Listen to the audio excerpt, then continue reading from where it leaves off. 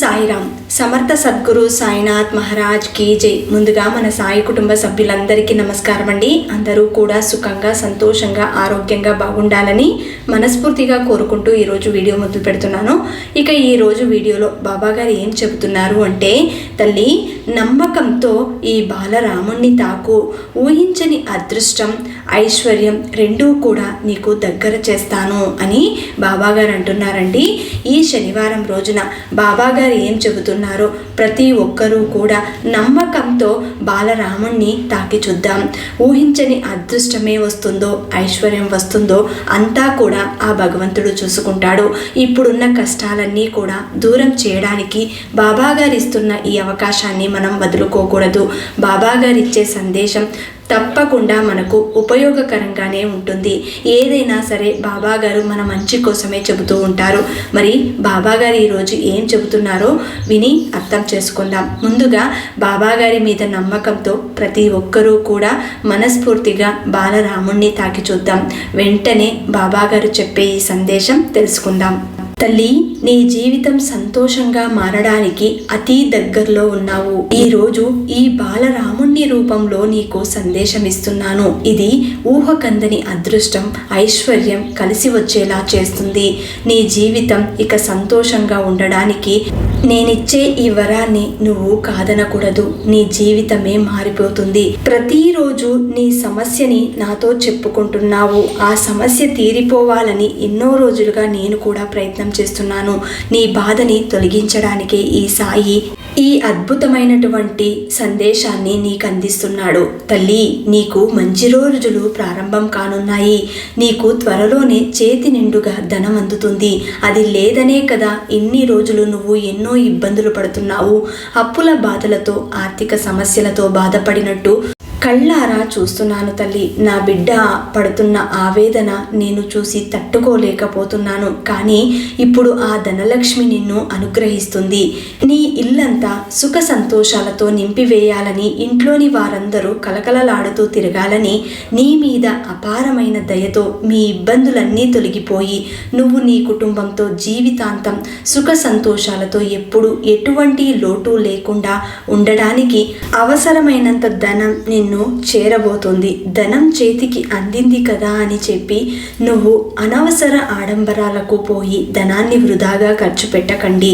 ముందు నీకు ఏవైతే సమస్యలు ఉన్నాయో అవన్నీ కూడా పరిష్కరించుకో. ఆ తర్వాత నువ్వు ఉండేందుకు ఒక ఇల్లు నిర్మించుకో.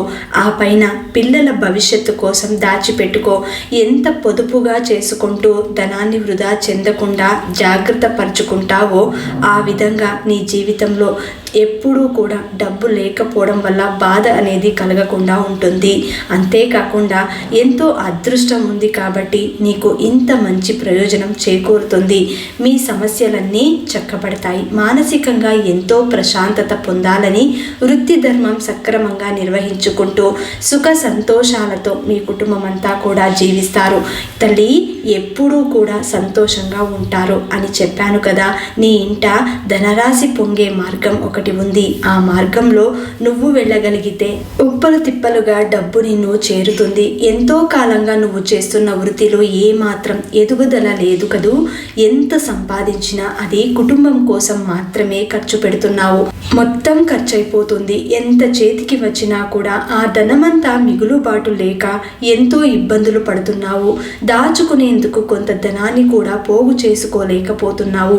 ఎంత శ్రమిస్తున్నా పైసా మిగల్చలేక ఆ వృత్తి మాని వేరే ఏదైనా పని చేసుకుందామని అనుకుంటున్నావు కదూ. కానీ నువ్వు అటువంటి ఆలోచన పెట్టుకోవద్దు. ఇన్ని రోజులు నీకు ఈ పనే ఎంతో కొంత ఉపయోగపడింది. నువ్వు చేస్తున్న చిన్న లోపం వలన ఎదుగుదల లేకపోయింది. ఆ లోపం సవరించడానికి నేనే ప్రయత్నం చేస్తున్నాను తల్లి. నేను చేసే ప్రయత్నం విజయవంతంగా నడవాలంటే మీ సహకారం, మీ ఇంటి కుటుంబ సహకారం అవసరం. నీ యొక్క సహకారం మీ జీవితాన్ని పూలబాట చేసే సంతోషపరుస్తుంది. కాబట్టి ఇది నీకు ఈ వాగ్దానాన్ని ఇస్తున్నాను. అందుకోసం నువ్వు ఒక పని చేయాలి. కొంచెం తీరుబాటు చేసుకుని ఇలా చేయడం వల్ల నీ పరిస్థితులన్నీ కూడా అనుకూలంగా మారుతాయి. నేను నీకు మాటిస్తున్నాను. ఇందుకోసం నువ్వు సేకరించవలసినవి 4.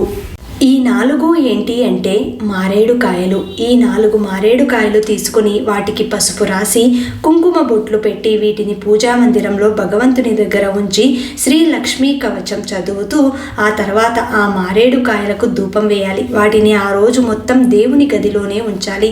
ఇది మీరు ఎప్పుడు చేయవచ్చు అంటే ఉగాది పండుగ రోజు కూడా చేయవచ్చు. ఆ శ్రీరాముని ఆశీస్సులతో మీరు ఈ అవకాశాన్ని పొందుతున్నారు. అప్పుడే అవి శక్తి పొందుకుంటాయి. ఎప్పుడైతే మీరు వాటిని శ్రీ లక్ష్మీ కవచం చదువుతూ ఆ మారేడు కాయలని దేవుడి పటాల ముందు పెట్టి పూజ చేస్తారో వాటికి అంత శక్తి వస్తుంది. ఆ మరుసటి రోజే వాటిలో 3 మారేడు కాయలు తీసుకొని ఒకటి డబ్బు దాచే చోట, ఒకటి వంటగదిలో, ఒకటి నీ వృత్తి వ్యాపార స్థలాల్లో ఉంచుకోవచ్చు.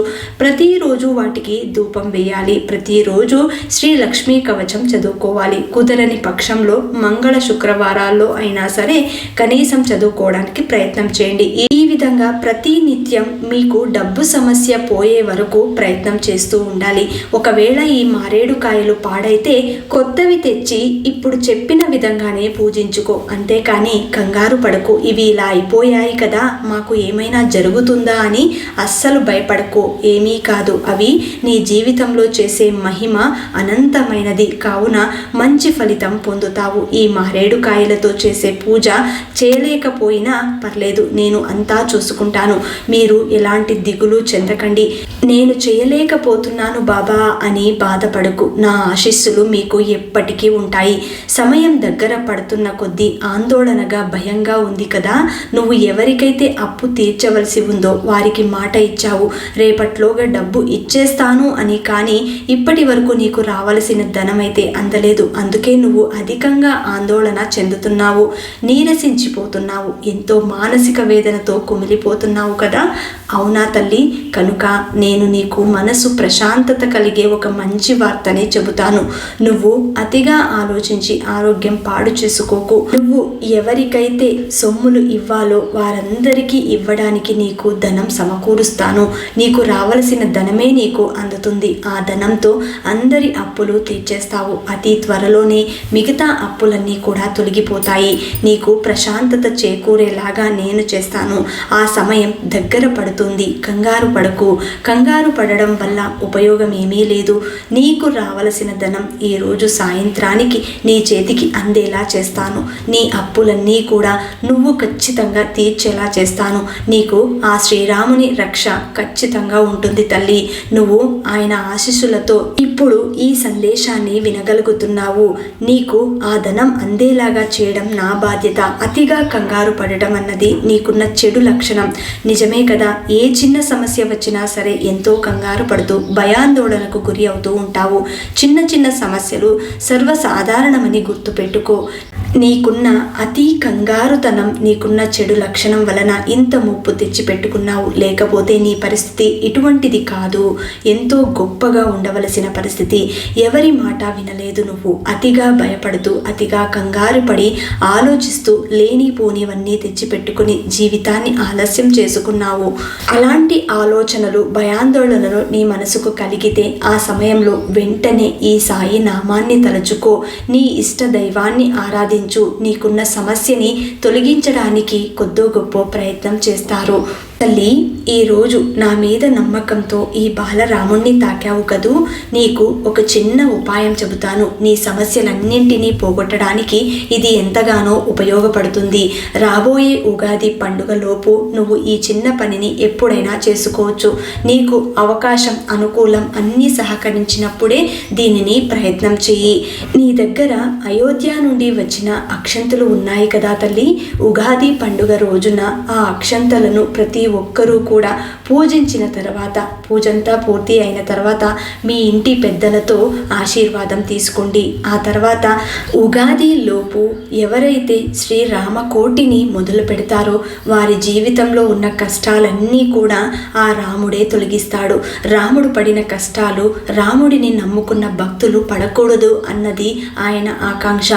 ఎవరైతే శ్రీ క్రోధీనామ సంవత్సరంలో ఈ రామకోటిని మొదలు పెడతారో వారి జీవితంలో అనన్య ప్రేమ, సంతోషం, ఆనందం, ఇంటిల్లిపాది సుఖ సంతోషాలతో ఉంటారు. వారు అనుకున్నవన్నీ కూడా ఆ సంవత్సరం అంతా నెరవేరేలాగా ఆ భగవంతుడు కరుణిస్తాడు. కాబట్టి ప్రతి ఒక్కరూ కూడా ఈ చిన్న ప్రయత్నాన్ని మొదలు పెట్టండి. మీ జీవిత కాలం ఎప్పుడు సమయం ఉంటుందో ఆ సమయంలో దీనిని రాయడానికి రామకోటి రాస్తే జీవితమే మారిపోతుంది. మీరు అనుకున్న పనులలో ఎలాంటి ఆటంకాలు ఉండవు. ఏ పని మొదలు పెట్టినా కూడా దైవ సంకల్పం మీకు తోడుగా ఉంటుంది. ఈ సంవత్సరం అంతా మీకు బాగుండేలాగా ఈ చిన్న ప్రయత్నాన్ని ఎవరైతే మొదలు పెడతారో వారి జీవితం బాగుంటుంది అని బాబా గారు ఈరోజు మనకు ఈ సందేశాన్ని, ఎవరైతే బాలరాముణ్ణి తాకారో వారందరికీ ఊహించని అదృష్టం, ఐశ్వర్యం వస్తుంది అనడానికి బాబా గారు ఇచ్చే సందేశమే నిజమని చెప్పాలి. బాబా గారు ఏం చెప్పినా కూడా మన జీవితం మారడానికి చేసే ప్రయత్నమే అయి ఉంటుంది. కాబట్టి ఆయనను నమ్ముకున్న వారందరూ కూడా శ్రద్ధ భక్తులతో అందరూ కూడా సంతోషంగా ఉండాలని ఈరోజు ఈ సందేశం అందించారు. మరి ఈ వీడియో నచ్చితే అందరికీ అందేలాగా షేర్ చేయండి, లైక్ చేయండి. మళ్ళీ ఇంకొక వీడియోలో కలుసుకుందాం. అంతవరకు సెలవు. సర్వే జన సుఖినో భవంతు. సర్వం శ్రీ సాయినాథార్పణమస్తు.